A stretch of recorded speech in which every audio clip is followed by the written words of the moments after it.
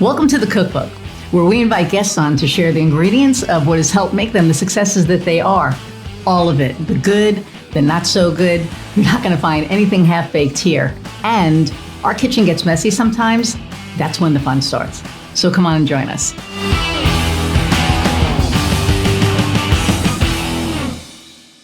Hey everybody, and welcome to another episode of The Cookbook. I'm your host, Iris Goldfeder, and I am super excited about our guest today, Rachel Alexandria. So we tried this a while ago, and the universe just wasn't allowing it to happen. So today is our redo. And Rachel is just awesome in so many different things, and I'm just going to let her tell you all about it. But thank you for joining us. And remember to see those little things under there. Like, share, subscribe. There's a little bell. Click the little bell. Follow her. And so here we go. Hey there. Hi. Hey, how are you doing? I'm good. How are you? I'm so glad that we finally got this to work. Yeah. So shall I tell people about who I am? I mean, you can start. I was going to start by asking, like how you've been, and to welcome you on. Like, people don't know that we're weirdos, so and we own that shit. No, we're in a little online pod called The Weirdos, and we're not weird. We're just a lot of fun and woo and a little weird. But we really have a lot of fun. And we all connect on this different level, I think. So it's pretty exciting. And like I said, we've known each other for a while, and it's always lovely seeing you. So welcome. I'd say to my living room, but it's my office. So thank you. So tell us about you. Okay. So I'm Rachel Alexandria, and I am a former psychotherapist turned soul medic. So there's the woo and the slightly weird for you. And what I do is I help high performers clean up their secret messes. So I do that through concierge care for the soul and the psyche, helping high performers clean up those secret messes so that they can feel like internal peace and self-love while doing their big work in the world. See, that is so, just hearing you say that it just feels so good. So what made you switch from psychotherapist to soul medic? Soul medic. Oof. Well, it was kind of happening at the same time. I didn't have a way of explaining what I do and who I am. I went back to school to get my psychotherapy degree, and at the same time that I was getting that master's degree, Spirit came knocking, like, "Hello, remember who you actually are, what you're here for?" Which I was like, "What are you talking about? Wait, what? Yes, no, I don't know." So that was that was excellent. Can you do that again? That was awesome. I can if you want to. I mean, that's the abridged Shakespeare version, right? Yes, no, You're missing the skull. We need wherefore, why? Okay. So I spent 8 years as a licensed therapist at the same time as learning how to apply my natural tendency for intuitive / psychic stuff and energy healing and vocal toning, all of which helping people to shift how they feel in a very short amount of time. So that was happening simultaneously, but I was kind of applying them somewhat separately. Like, here's my room for therapy. Here's my room for woo-woo stuff. And eventually they kind of blended because people don't really care how you're helping them. They just want you to help them for the most part. If they like you, then which modality you're using isn't really what people care about. Right. And then I was, seeking a path to sustainability in my practice, like to making enough money that I was actually like paying all my bills and paying off debt, because grad school is expensive. And I just got this clarity that I needed to shift how I work to more concierge care, and that I really wanted to. So this is like a funny thing I don't always share. And if you've ever seen that movie Hitch, you know No. that movie with Will Smith? Okay. There's a movie called Hitch with Will Smith, and it was really, really, really popular at the time. And there's a side character that's kind of consequential to the plot, but not somebody who appears in the movie very much. She's this like very rich trust fund, or I don't remember if she started her own company or if she has a trust fund, but she's super like uber wealthy. And part of the side plot is that she's kind of being taken advantage to and like steered by all these corporate advisors who don't really have her best at heart. And she has ideas, but they kind of shut her down. And this other guy comes in and wants to like help her hear her own voice. He's in love with her, but he's like, no, she should get to, be in her own power. And I was like, that's the kind of client I want to work with. I want to work with those people who have a lot of power and privilege, but for one reason or another are shut down to their inner voice, or they haven't been able to fully develop that and listen to themselves in that way. Usually it turns out because they had a personality disordered or otherwise emotionally dysfunctional parent. So I shifted how I worked and really became concierge care for people like that. Interesting. And, we talk about being in our own power. And the way that I think that word is so misused, right? There's like power, like rich and powerful and blah, blah, blah. But there's also power, which is power over self, right? And how we're perceived, how we walk into a room, how we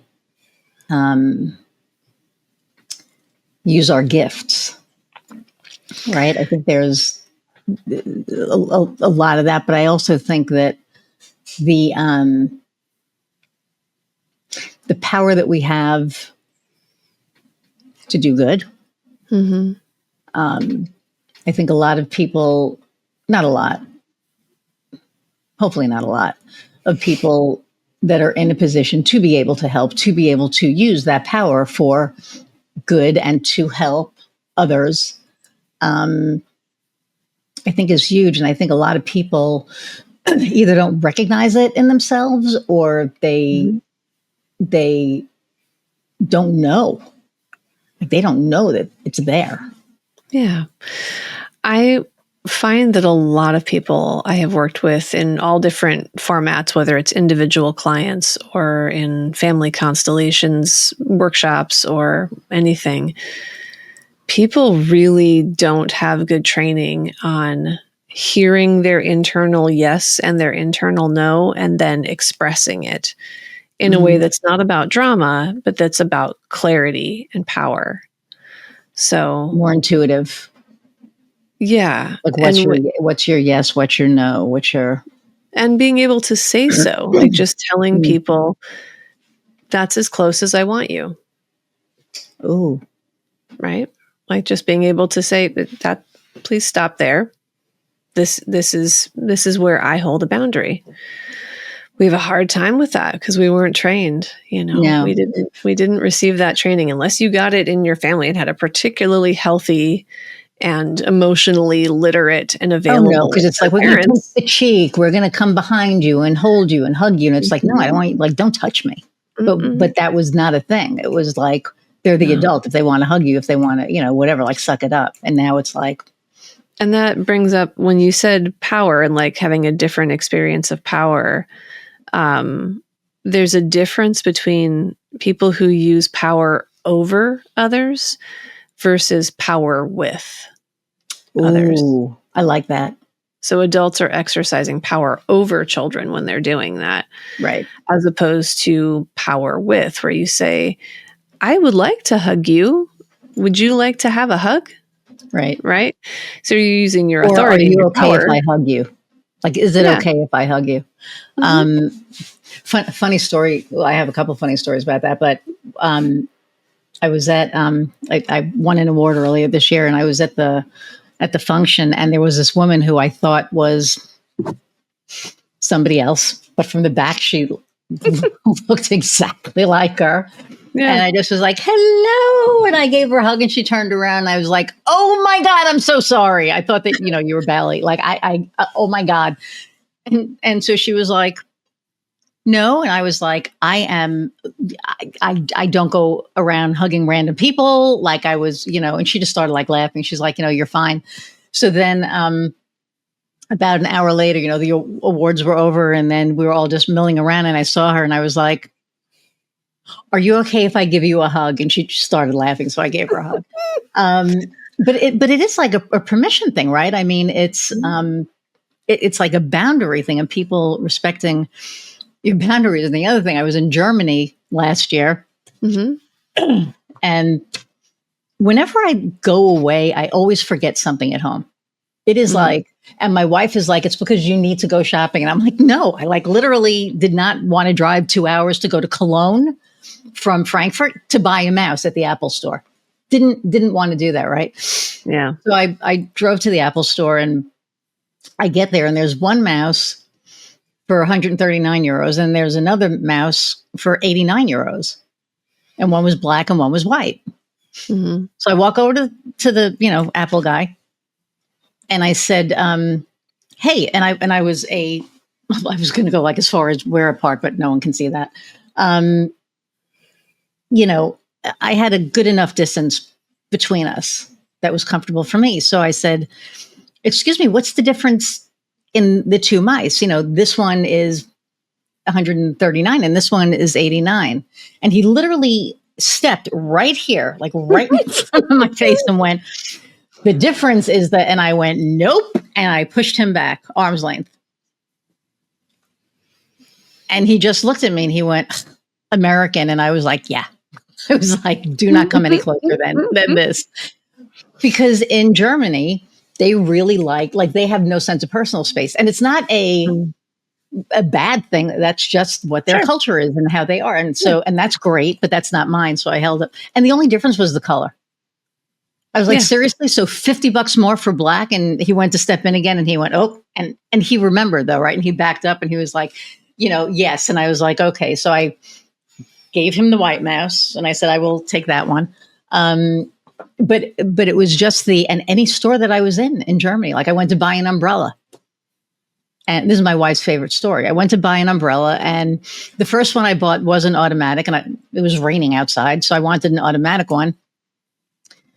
So I said, you know what? I thought I wanted this one, but I'd like that automatic one instead. And he comes from around the counter, and he's like, literally right here. He goes, let me show you how to use it. And I went, I know how to use an umbrella.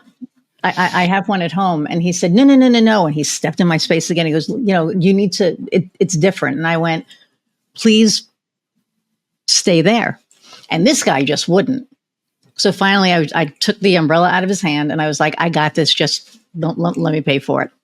I was really pissed off. Like I almost was going to go somewhere else and buy an umbrella, but it started raining really hard. And I was like, I need a fucking umbrella now. So I bought it. But anyway, a long story to, just kind of to get to boundaries. Cause that's like you're saying, the power to be like, no, I don't want you to hug me, or I don't feel comfortable with you coming from behind me and hugging me, or whatever. So that's kind of interesting. So, yeah. So what did you do before this? Oh, wow. Before I was a therapist? Yeah. Would have been almost 20 years ago. Yeah. I had just finished a master's degree in poetry. So I have a Master of Fine Arts in Poetry. Oh, I love that. Yeah, and just for fun, apparently. And Apparently. I was like, I Oh don't know what I want man, to do with my life. that doesn't sound good. What doesn't sound good? Well, you're like, you spent all this money on a master's and you're like, apparently for fun.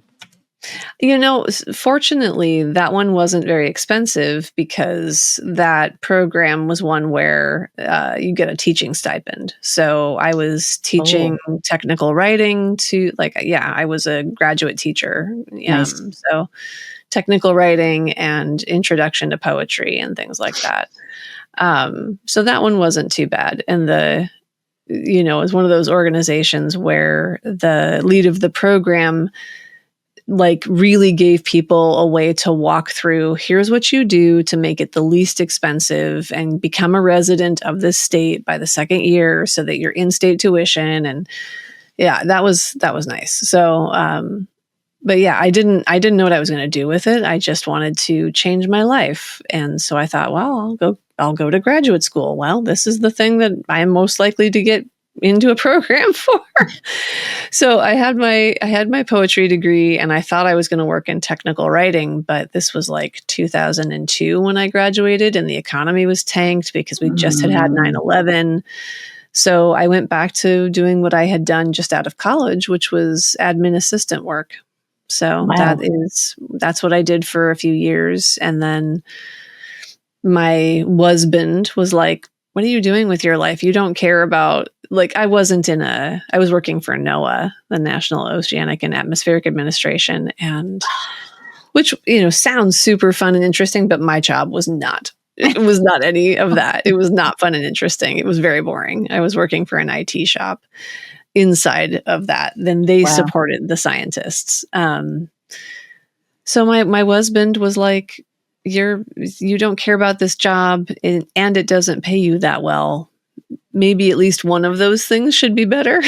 So that's why I did a lot of soul searching and was like, I really want, like, I just had to confront, like, what I really feel drawn to is like talking to people and helping them see that they don't have to suffer in some of the ways they are suffering. And I'm just like, well, I pretty much have to go back to school for that.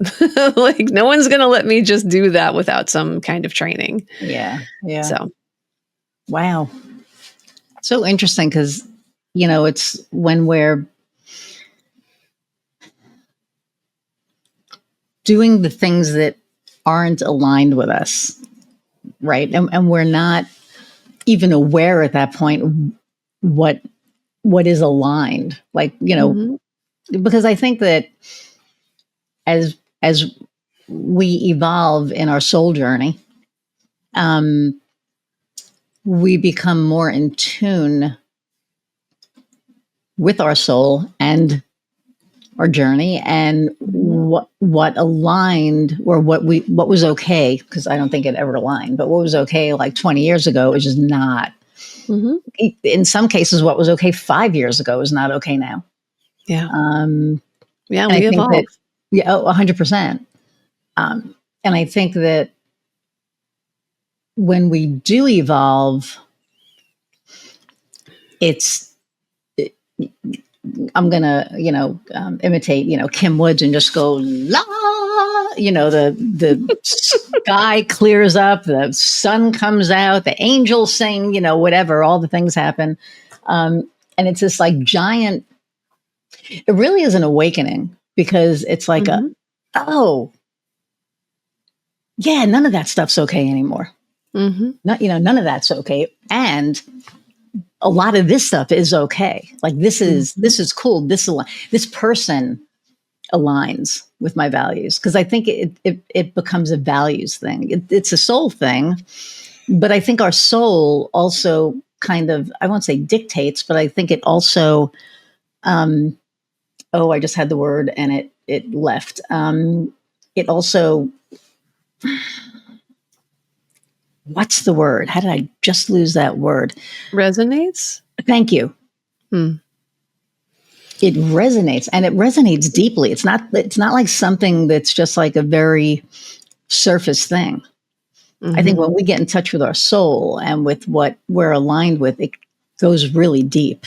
And Mhm. surface stuff that was okay, like working with people who did surface stuff and then needing deeper modalities, right? Like needing deeper um, guidance, I guess. Mhm. That's what happened to me. You Yeah. know, yeah, I need to know how things work. Like I'm very, like when it comes to stuff like, ritual, some people will meditate. I need to do. I need Mhm. to put the oil on the candle and then, like do all the things. And I'm like, hee hee hee hee. And then I have fun. And then I write on bay leaves. And I do like all the things because I'm very tactile and I like to Mhm. do stuff. And it's like when I do it, and I'm almost like giddy because like when I do it, it's like, like that candle will burn out, right? And I have all my oils over there. And as soon as that thing is ready to die, it's like I have the candle out for like a day warming up because it's a little cold under there and Mhm. pull it out. And I'm just like, okay, I'm going to get to do this thing again. Um, there's just certain things that I never even thought about. But because I like to know how things work, that's the stuff for me that aligns. And people who get me know that, right? So it's like working, with Kim Woods. She knows that I like doing. So she'll give me stuff to Mhm. do. She'll be like, okay, Mhm. do that. In running my team, it's the same thing. I have an OBM who runs my team, but I still oversee everything, right? And I have to make sure that everything is, running clearly. So I will look and go, okay, how is this working? This is my model. This person probably shouldn't be communicated with unless it's me. And then I start like seeing all these like different things. Then I get,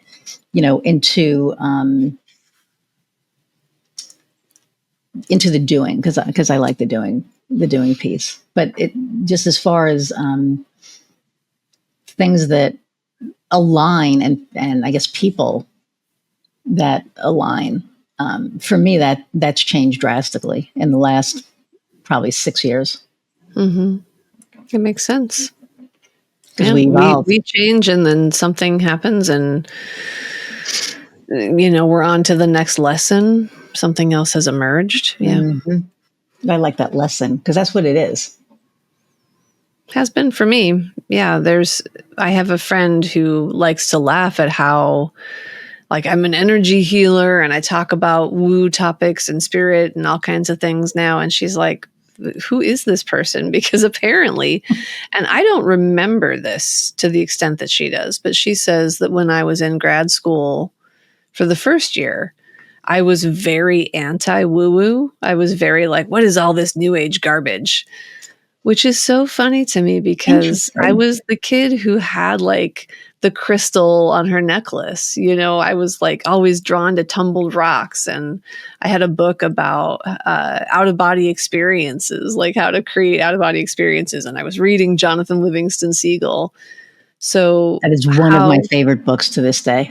yeah, I think Illusions is in my, that was my first like woo woo Bible, basically. Um, it was the thing that helped me better understand or like validated how I felt like I understood the world. Um, Mm. so yeah, to this day, I still love seagulls because of that, because of Jonathan Livingston Seagull. Um, so I've been this way a long time without really having any place to apply it.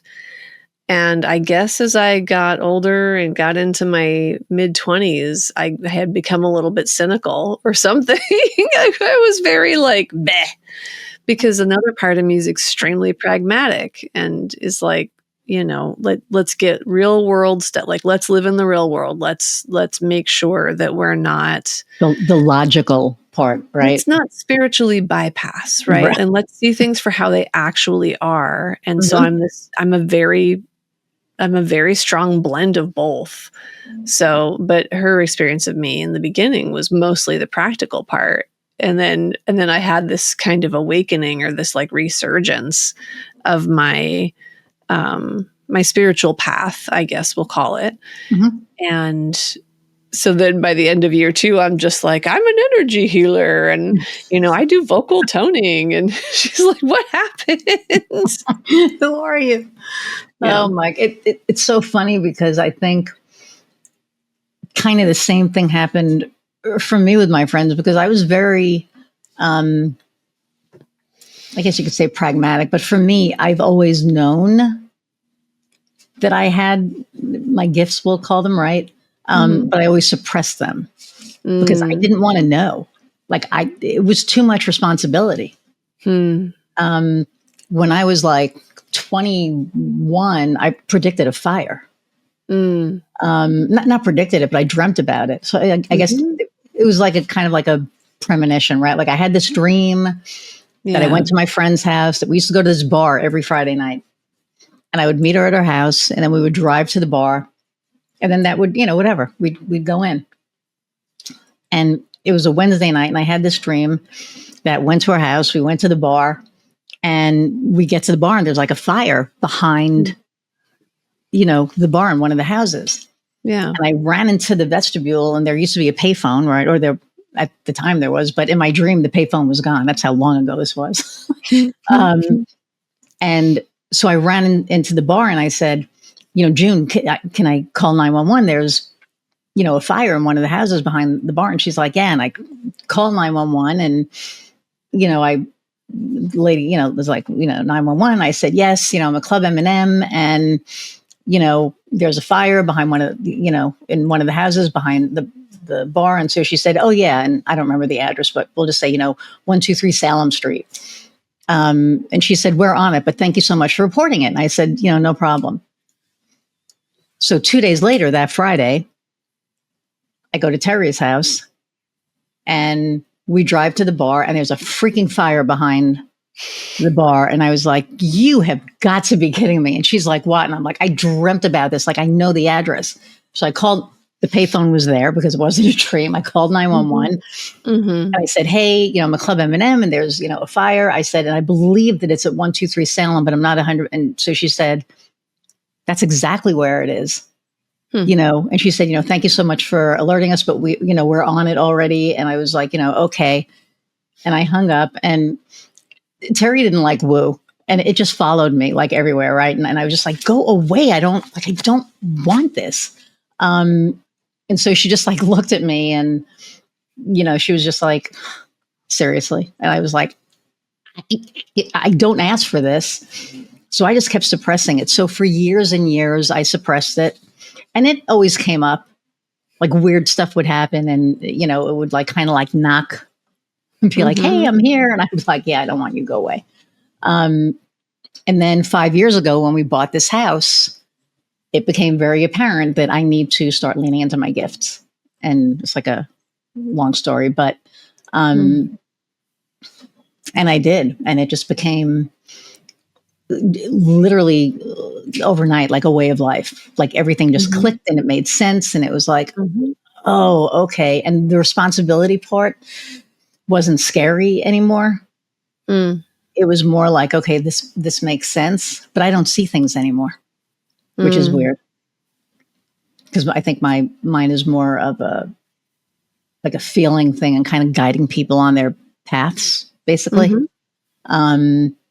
So all that other stuff that maybe was to get my attention isn't there, or it's still suppressed. I don't know. I'm not sure. But what the things that are needed, and the things that mean something are what has emerged. Yeah.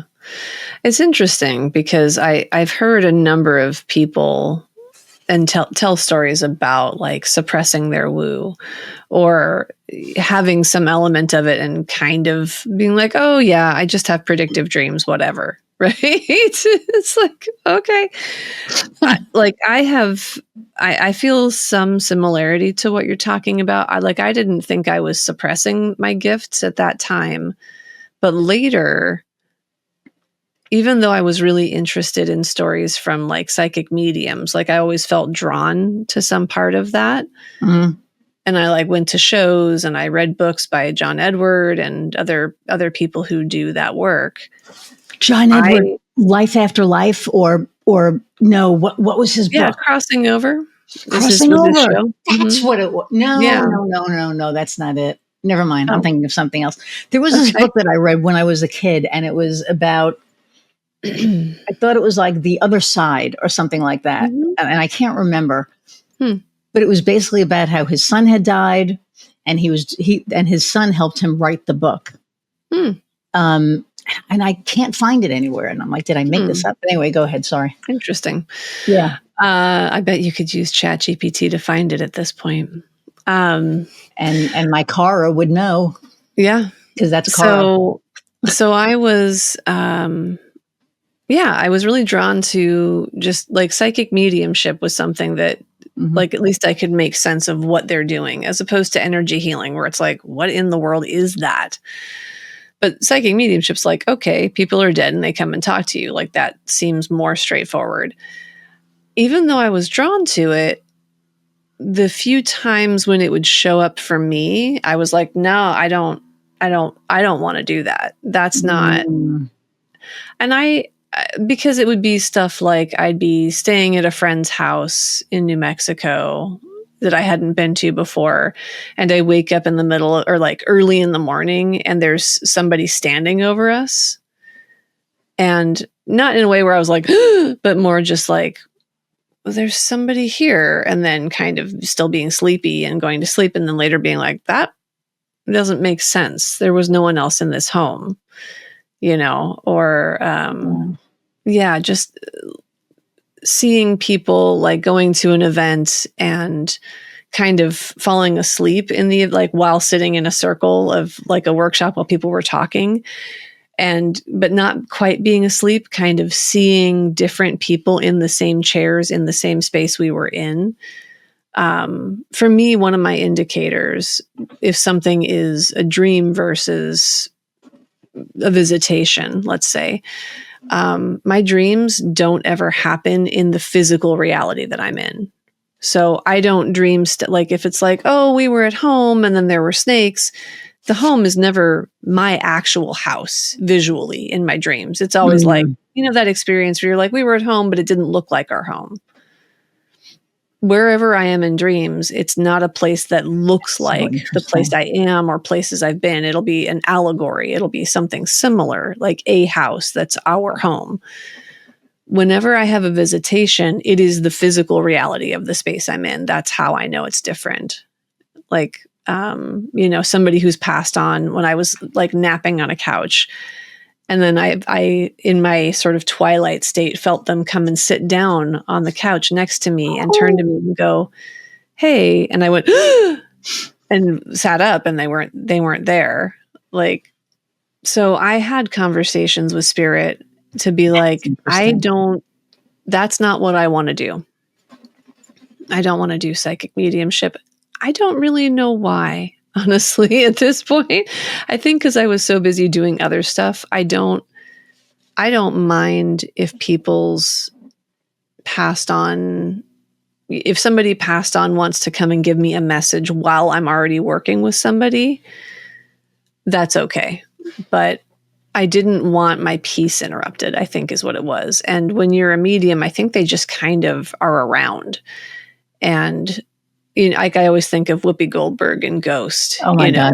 That is like probably one of my favorite movies in the world because she was just so good. And I think psychic mediums have to learn to like really make intense boundaries to be like, I am not at work right now, and I just was like, yeah, I don't want that. So yeah, it doesn't show up a ton for me anymore. And the same thing with predictive stuff. I've been very strict with spirit saying, unless I can do something to change it, I don't want to know. If I am supposed to change it or prepare for it, please tell me. Otherwise, I don't want to know. That's interesting. See, and I never had, well, I shouldn't say that I never had, that I never had mediumship. I think that for me, it was very,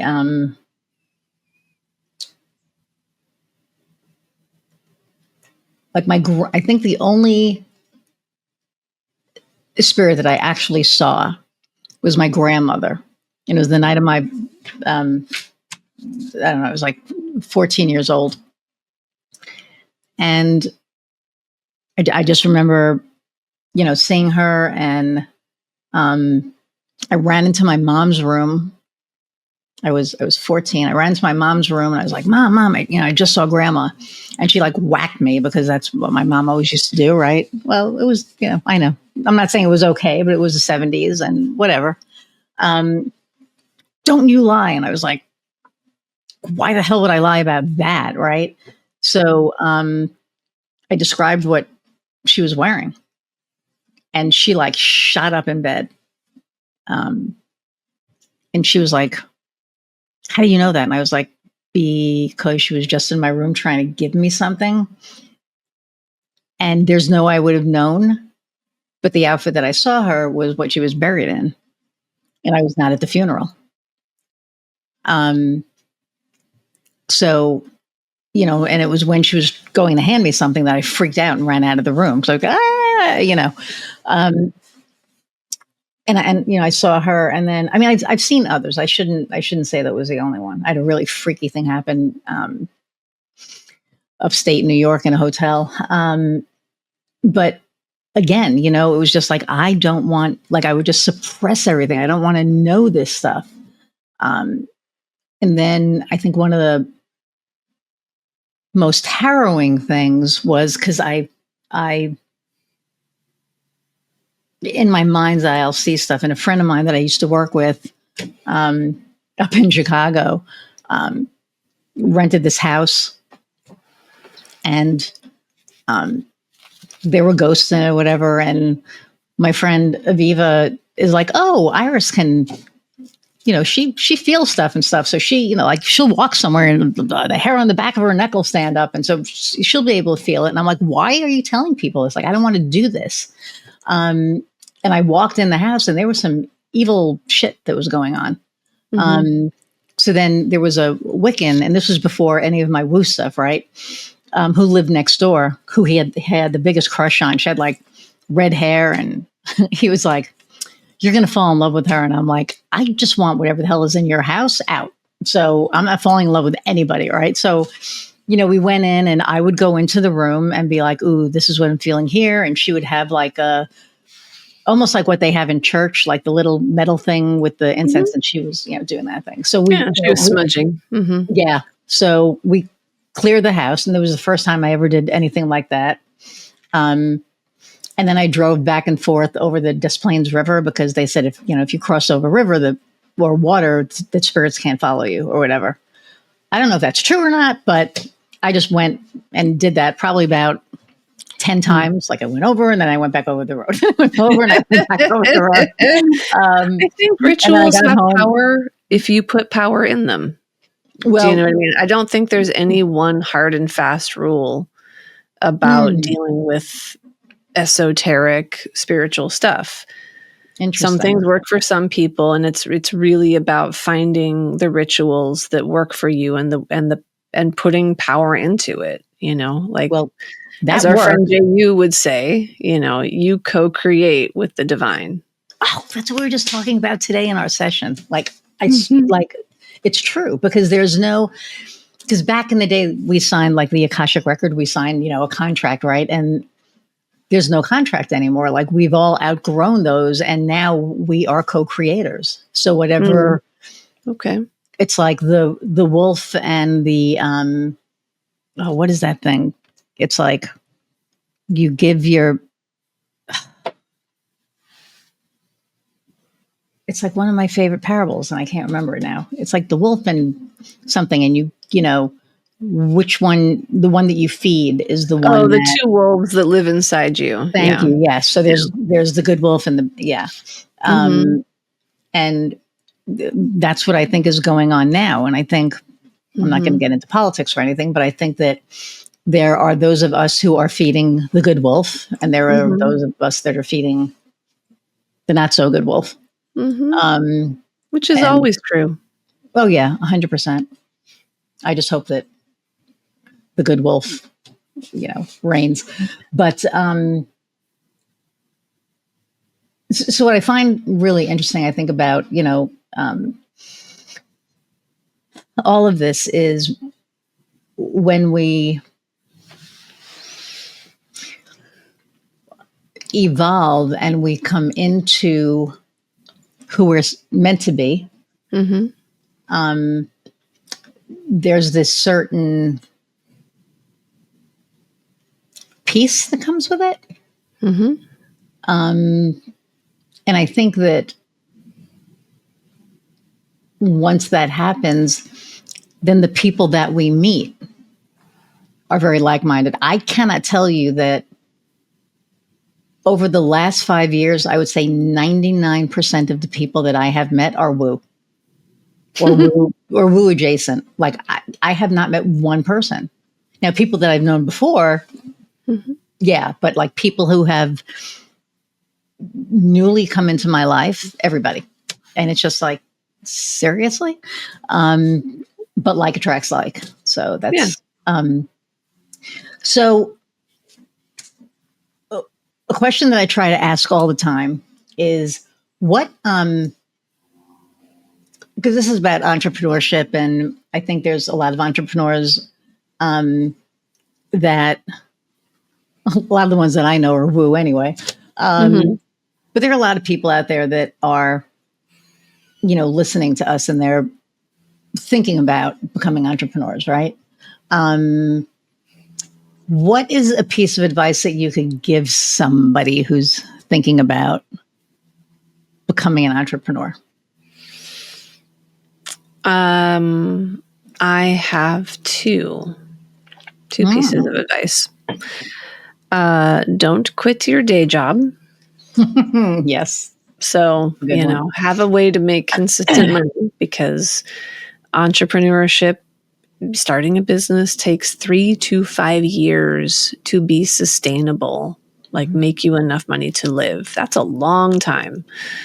So that was the wisdom when I started my company, and I thought I was smarter and more charismatic and was going to not need that timeline. Nope, I don't think there's exceptions unless you start with a great deal of capital and really amazing connections who can just, make you run. That's not where I started from. So if you're starting from zero, 3 to 5 years. The second thing is fail faster. That's my advice to every new entrepreneur. Everyone's so afraid of making something and having it fail. And you and I both know that you have to iterate in order to make something work. So put your alpha version and your beta version out as soon as possible. Let it fail, as it probably will. Learn from it. Make the next version. Fail faster. I like that a lot. Yeah, because the sooner you get that puppy over with. Well, and it will keep happening, but yes, it will continue to happen. Entrepreneurs are people who have the ability to tolerate risk and learn from and adapt to failure. Well, like if you need it to be perfect the first time, you're not going to make it. No, and I think that when you get past that first one, not that it makes the others easier, but I think it makes the others easier to take. Like it's not. Maybe, yeah. I mean, because I think the first failure is like, oh my God, I suck. It's all right, internalized. It's like, it's my fault. Nobody wants what I have, blah, blah, blah. Like entrepreneurship challenges it will bring up all of your stuff. Yep. Like everything. I used to run a podcast years ago when I first started a company. It was before we even had podcasts. It was on Blog Talk Radio. So I used to have one of those, and it was called Emotions in Small Business, because people like to say that feelings and business are totally different spaces, and they are not. No. Starting a business will bring up your stuff, all your rejection issues, all of your abandonment issues, all your perfectionism and your people pleasing will show up big time when you start a business. Well, I always say that if you really want to know who you are, become an entrepreneur. There you go. because of that, right? Like, it just, Yeah. um, but what I mean is that, that first time that you fail, and to me, it's like first attempt in learning, Mm-hmm. right? It's like, you fail and it sucks and you internalize everything and it's all your fault. And then you succeed and then you fail again.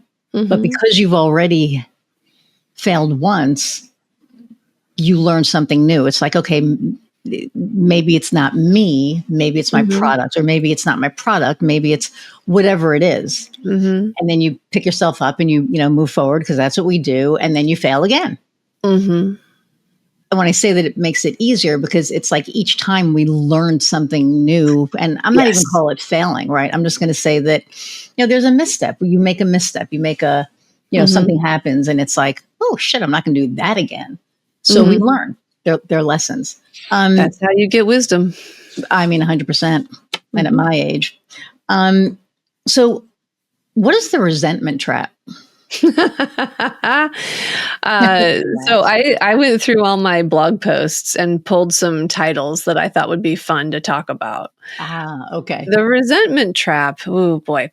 So for anybody who is feeling who gets resentful or holds on to resentment, there is some kind of feeling internally that says, I'm going to keep holding this grudge until this other person changes, right? Like it's holding on to this sense of injustice and continuing to put bad energy in, like feeding that bad wolf, thinking that that's going to somehow produce change. And it isn't. Resenting people, resenting someone or a situation, all it does is stop you from moving through the grieving process so that you can get to a place of acceptance and moving on. Wow. Interesting. And I think that when we hold on to those grudges, like for me, mindfulness is what helped me let those go because I control what pisses me off and for how long. Where I didn't before, where something would piss me off and I'd be pissed off for like a week. Hell, in 2016, I think I was pissed off for 2 years until my wife was like, you are angry all the time. And I said, what are you talking about? She goes, you are angry all the time. I was like, no, I'm not. And then I was like, oh yeah, I am. And really negative and not really, realizing how negative. Yeah. And so when 2020 hit, I started mindfulness and therapy again because COVID, I just couldn't, it just hit me in a way that it just blindsided me. And, after almost a year in therapy, it was like, oh, I know why it was freaking me out because I couldn't control it. I couldn't control what other people were doing. And it's not that I'm a control freak, but if I can't control something that you are doing that is going to harm me or my family, yeah. Yeah, sure. And then the biggest like aha for me when I knew that, I wasn't practicing mindfulness. I was mindfulness was my wife's tire blew and she works in steel. So she has to go to a mill and she's a supervisor. So she goes on the floor with the guys and she gets greasy and I don't like her driving my car. Let's just put it that way. I like my car clean and all that stuff. So we had to switch cars because her tire blew. I'm not going to let her drive on a donut, So there were towels and everything on, like just making sure that, like, if I could have put like the old plastic the grandma had on the thing, I would have done that. And so her tire came in, and the guy calls me up and said, "Hey, this is so and so, at blank blank tire. Your tire's in." I said, "Great." I said, do I need to make an appointment? He said, "No, you can come in now." And I said, "Are you sure?" I said, "Because I know it's a long wait." And he goes, "No, you're fine. And it should take about 15 minutes. I was like, "Great." I'm about 25 minutes away. It's not like it's down the block, right? So I get there, and there's a bunch of people in the room, in the waiting room. And I said, hi, I'm calling for, Heather and, blah, blah, blah. And he goes, oh, yeah, it's about 3 hours. And I said, I just called. Yeah. About half hour ago, and you told me it was a 15-minute wait to come now. He said, well, yeah. He said, but sometimes this happens. I said, so when I asked if I needed an appointment and you told me no, that it would only be 15 minutes, I did not make an appointment. And now you're telling me I have to wait 3 hours. I don't have 3 hours. Well, I don't know what to tell you. You don't know what okay. And this is definitely universe going, I'm dangling this in front of you. We want to see, I want to see how you handle this. So I go, can I would like to speak to a manager. And he goes, I am one of the managers. So I said, of course you fucking are. Like, there was no filter at that point. It was just done. I was just like, great. I said, I'm not waiting here 3 hours. I said, so can I just make an appointment for tomorrow? And he said, sure. Like, I wanted to, like, the old me probably would have like throat punched him at that point. I would have just been like, son of a, whatever. So I make the appointment for the next day, and I leave, and I get in the car, and I'm like, and I'm, trying to be careful because I'm driving Heather's car, and I don't want to do anything to it. So I can't peel out. I'm on a freaking donut, so I can't even, whatever. So I'm like, I get in the car, and I'm like, it gets 90 seconds. He's getting 90 seconds of my time, and that's it. 2 minutes pass. I'm like, fine. He gets until I get home. So I let myself be pissed and get everything out because, he like completely disrespected me. He disrespected my time. He lied to me. When I got there, he was like, oh, well, tough shit. And I was pissed. And by the time I got home, I saw my driveway and I was like, okay. And I let it go. Yeah. It was gone. Nice. It was amazing. It was like, that is freaking amazing. So I told my mindfulness coach, like I sent her a text. She's in London. So she didn't respond until the next day, but I was like, oh my God, guess what I just did? And it was like this whole thing. But that, going back to power, right? Owning your power, because that's huge. Being able to be like, okay, I am not going to be this mad for this long. You know how there's like kind of a slang saying of, I live rent free in that person's mind. Yes. Like, let's not have any involuntary tenants in our own mind. Like that. Right? I don't want anyone living in here rent free. No. I'm not interested, and I'm not interested in showing people or making them agree with me. Of course, some part of me wants that, but I also know it's not worth the cost and it rarely pays off. So, let me just evict all of these non-paying tenants from my head. Love it. Because they're not usually thinking about me at all. That was part of the problem with that guy, right? He wasn't thinking about you. He wasn't disrespecting you. He just wasn't thinking about you at all. Not at all. And when I left, he might have said, oh my God, what a crazy whatever. And then it was done. Yeah. And then he didn't think about you at all because probably his whole day is full of people who are annoyed with him because people are only at the tire shop because something went wrong with their day. Right. And they clearly aren't running their schedule well. So they're having this experience constantly. Yeah. Yeah. So I'm looking at this list. I'm trying to think of, because there's so many good ones on here. If anybody wants to see any of these list of questions, you can go to rachelalexandria.com/blog. There you go. Okay. Yeah. Yeah. Little pitch for it. These are all things that I talk about in my weekly newsletter that I then turn into my blog articles. So why is don't get cocky terrible advice? Oh, yeah. I don't know. Did you grow up? I mean, it sounds like maybe you did based on the story you told about your mother already.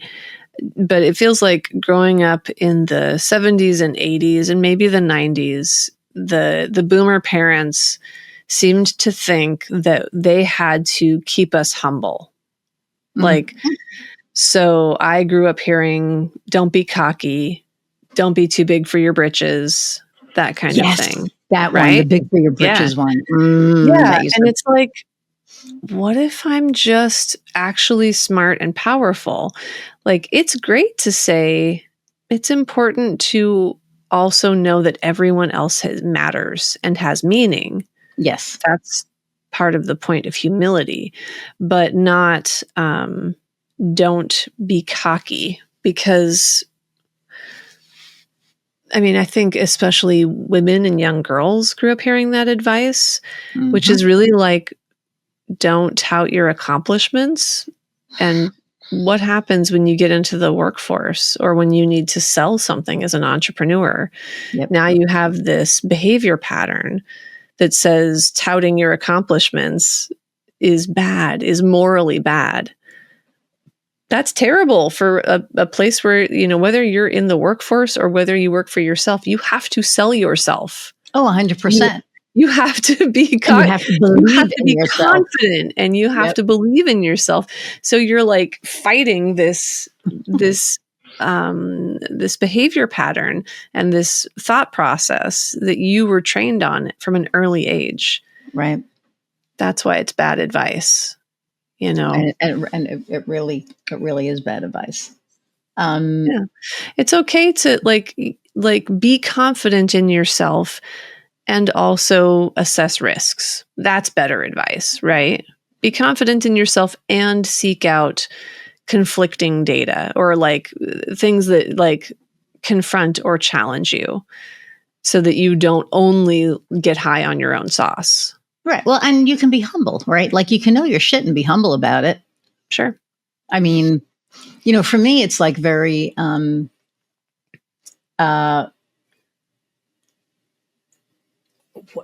so my word for the year was shine. Mm-hmm.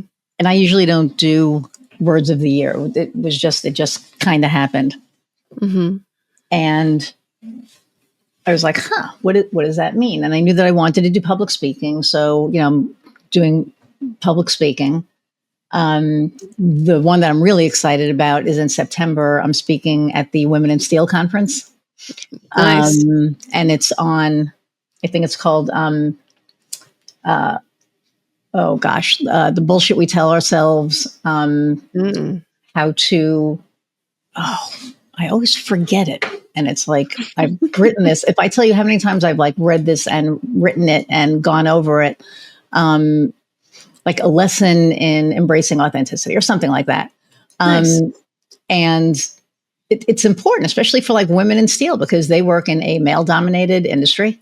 And it just says bullshit keynote, which is like hilarious. I love that. Like, this is a bullshit keynote. But anyway, so, but the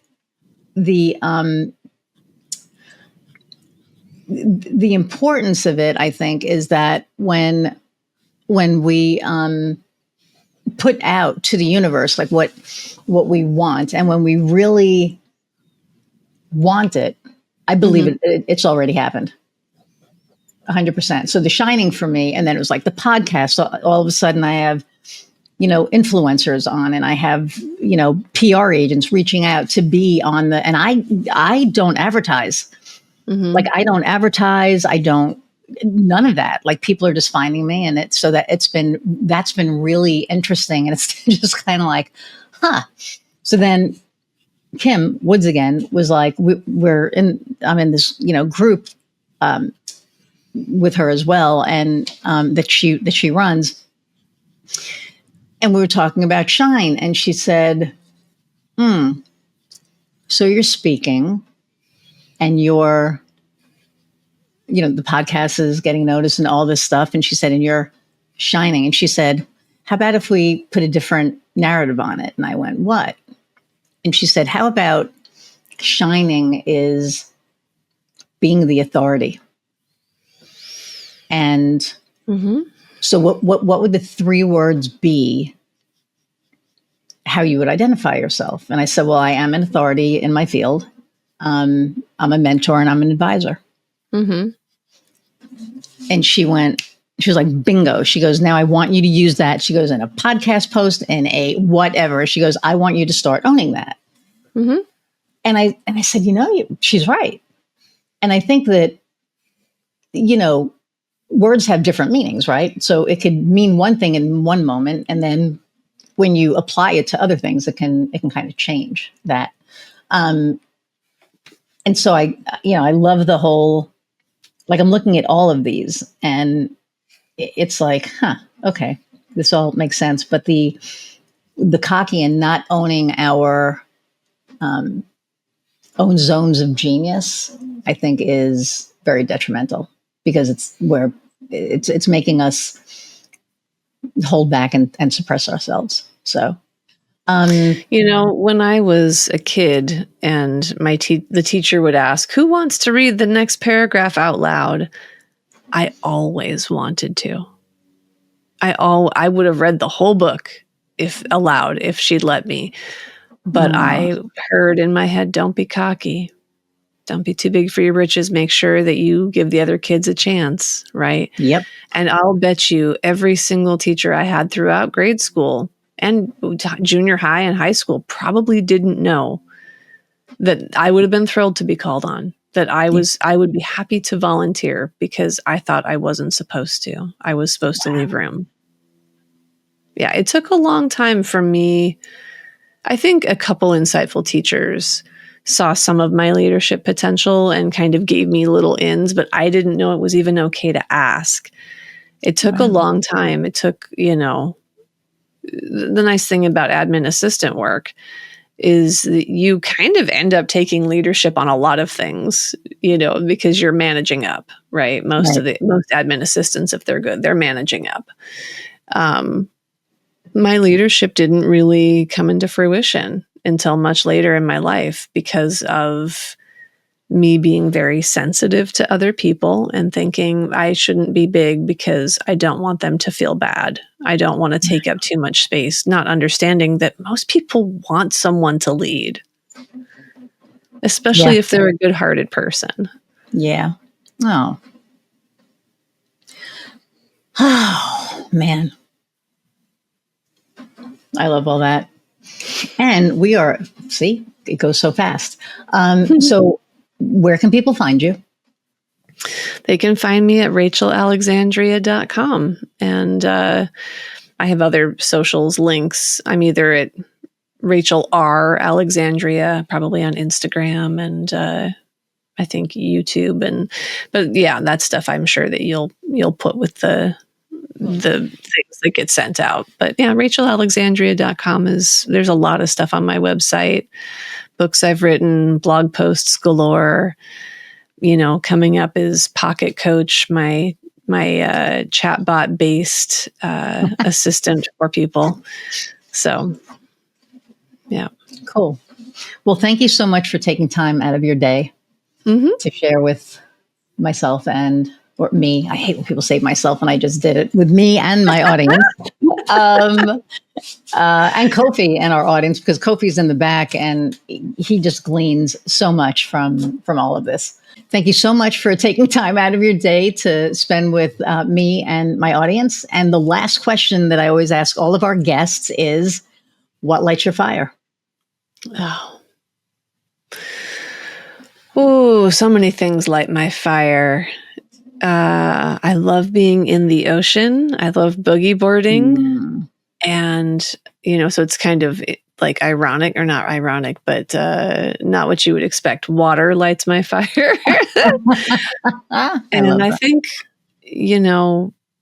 being the person that my high performers come to, like, that they feel like they have someone, even though it's lonely at the top, that they can trust, that makes them be able to get through all of the hard stuff that life is throwing, especially right now, that like makes my heart feel aflame.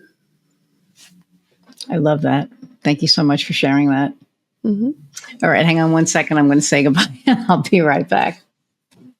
Everybody, thank you so much for hanging out an hour plus. I hope that you learned some cool information from Rachel today. I did. I always do whenever I talk to her, though. So I just thank you for hanging out and, taking time out of your day to spend with me and my guests. And like, share, subscribe, leave a review.